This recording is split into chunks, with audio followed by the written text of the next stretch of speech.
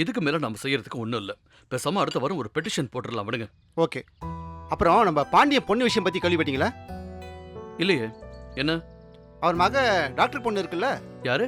நாம கூட கல்யாணத்துக்கு போயிருந்தோமே, ஆமா. அந்த பொண்ணு சூசைட் ட்ரை பண்ணி ஹாஸ்பிட்டல் அட்மிட் ஆயிருக்கு. ஐயோ, இப்போதானே அந்த கல்யாணத்துக்கே போனோம். என்னவா? என்னத்த சொல்றது, அந்த பொண்ணு கதையும் உங்க பொண்ணு சக்தி கதை தான்.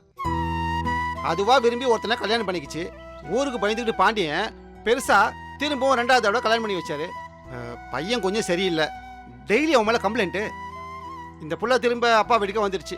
அந்த பொண்ணுகிட்ட நம்ம பாண்டியன் வருத்தத்தில் ஏதோ பேசிட்டார் போல இருக்கு.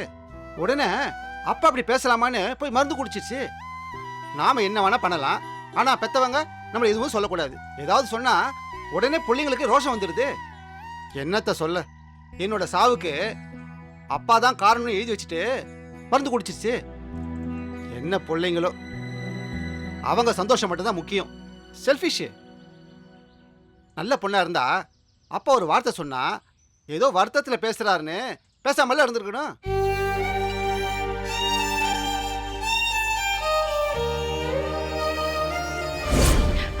அப்பா, ஹாப்பி பர்த்டே.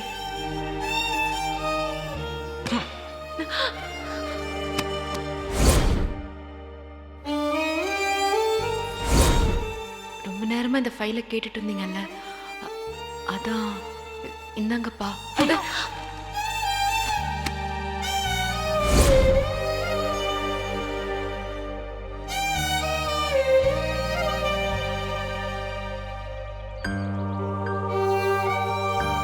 அழகர், நம்ம சக்தி எழுதின கவிதை புக்ல வந்திருக்கேன், நீங்க பாத்தீங்களா?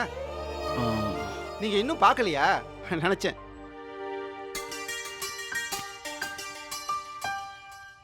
கவிதை நல்லா இருக்க, யாருடா இந்த சக்தின்னு யோசிச்சேன்.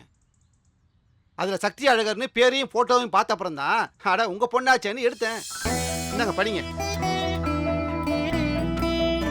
உங்களை பத்தி தான் எழுதியிருக்கா. டைட்டில பாத்தீங்களா? அப்பா.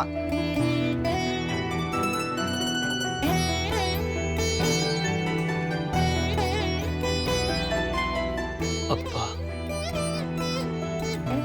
10 மாதம் சுமக்காத அம்மா நீங்கள். கரம் பிடித்து படிக்க சொல்லி தந்த ஆசான் நீங்கள். நான் தடுமாறி விழுந்த போதெல்லாம் என் கண்களை விட வேகமாக கலங்கியது உங்கள் கண்கள்தான். காய்ச்சல் வந்த மாலையில் பற்ற துணியோடு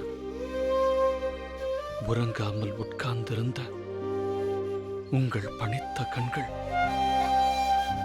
எப்போதும் என்னை நினைக்கின்றன.